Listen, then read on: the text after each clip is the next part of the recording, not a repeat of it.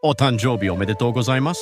Isto é japonês para parabéns. O Observador faz 12 anos e, em vez de bolo, oferecemos uma visita ao Japão com a Pinto Lopes Viagens.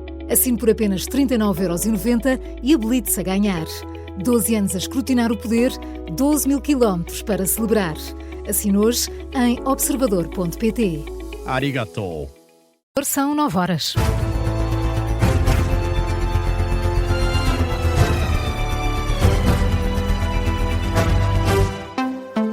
As notícias com Carla Jorge de Carvalho. O Governo volta atrás, insiste em exigir uma declaração médica desde o primeiro dia às mulheres trabalhadoras em amamentação.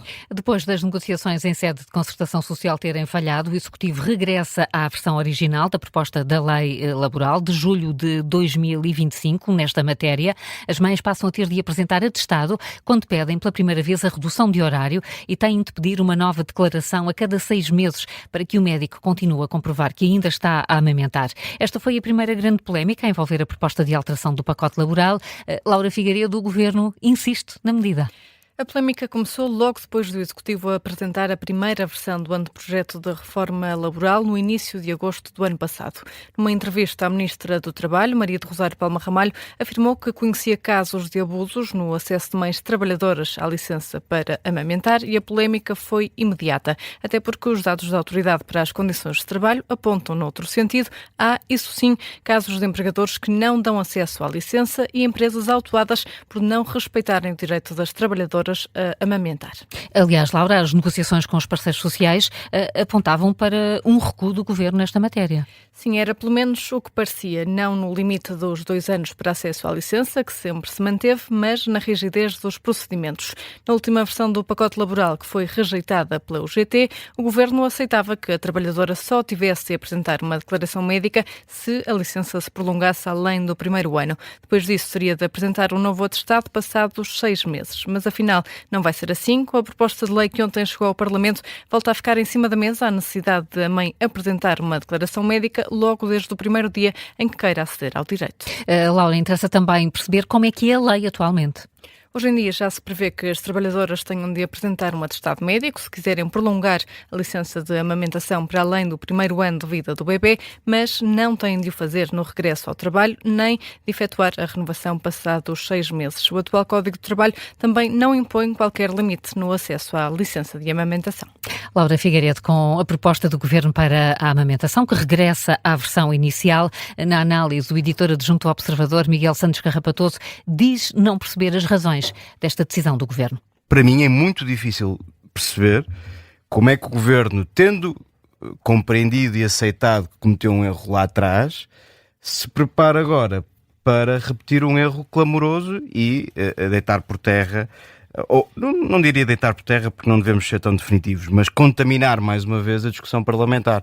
Mesmo indo, procurando perceber o porquê, a motivação do Governo para insistir nesta medida, a motivação política, também não se percebe. E aí a culpa, mais uma vez, não é dos jornalistas, nem é da comunicação social, nem é da oposição. É porque o Governo nunca explicou, com dados concretos, o porquê de estar tão preocupado em regulamentar, vou usar um eufemismo, a licença da amamentação. Miguel Santos Carrapatoso, editor adjunto do Observador, esta manhã, no Ia Vencedor é. A decisão final sobre a reforma da lei laboral cabe agora aos deputados, sendo que de ontem surgem os avisos da oposição. O PS volta a garantir que os socialistas vão votar contra a proposta do Governo. Na generalidade, o Chega insiste na idade da reforma como uma linha vermelha para as negociações. André Ventura diz, no entanto, que esta não é a única condição para haver um acordo.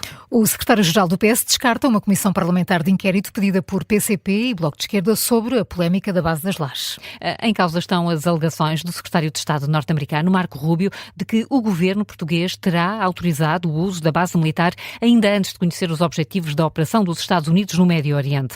Em entrevista ontem ao NAU, José Luís Carneiro insiste que o ministro dos Negócios Estrangeiros tem de dar explicações, mas rejeita a constituição de uma comissão parlamentar de inquérito. O Partido Socialista tem um dever, porque aquilo que nos foi transmitido não corresponde àquilo que foi transmitido pelo secretário de Estado norte-americano. Qual é o dever do Partido Socialista? Exigir o escrutínio no Parlamento, nomeadamente na Comissão dos Negócios Estrangeiros. Passa por uma comissão de inquérito? No nosso entender, não é necessário uma comissão de inquérito. E por isso José Luís Carneiro desafia Paulo Rangel a revelar quem diz a verdade, se o governo português ou o governo norte-americano. Ontem Paulo Rangel voltou a recusar comentar o assunto, diz que foi muito claro e acusa o Partido Socialista de lançar uma confusão sobre a posição portuguesa. O risco de pobreza em Portugal desceu pelo segundo ano consecutivo em 2025, em Portugal, mas continua a atingir mais de 1,5 milhão de pessoas. Mais concretamente, 1.600.000 pessoas, são dados do relatório Portugal, Balanço Social, conhecido hoje. O risco de pobreza desceu para menos 1,2 pontos percentuais face a 2024. Continua a trajetória de descida que começou em 2023. Martim Madeira, o que mais nos diz este relatório? O documento revela que os grupos mais vulneráveis são os desempregados, famílias monoparentais e indivíduos com menor escolaridade. O relatório também explica que entre 2014 e 2024 observou-se um aumento do rendimento disponível médio, que se traduziu depois num aumento do poder de compra. Indica também o valor do limiar da pobreza no ano 2025, que está fixado nos 8.700 euros por ano, ou seja, 723 euros por mês. Quanto às regiões, a taxa de pobreza mais elevada foi no Alentejo e nos Açores. Já a Grande Lisboa registrou a taxa de pobreza mais baixa. Ainda dar ênfase à habitação e à saúde. Na habitação, 9% das pessoas pobres não tinham condições de manter a casa confortavelmente fresca no verão e 33% tinham despesas excessivas com a habitação. Já na saúde, cerca de 3 em cada 10 pessoas pobres não conseguiram aceder a consultas de medicina dentária. Martim, entrevistaste uma das autoras do relatório. O que nos diz Susana Peralta? Explica o porquê do poder de compra ter aumentado.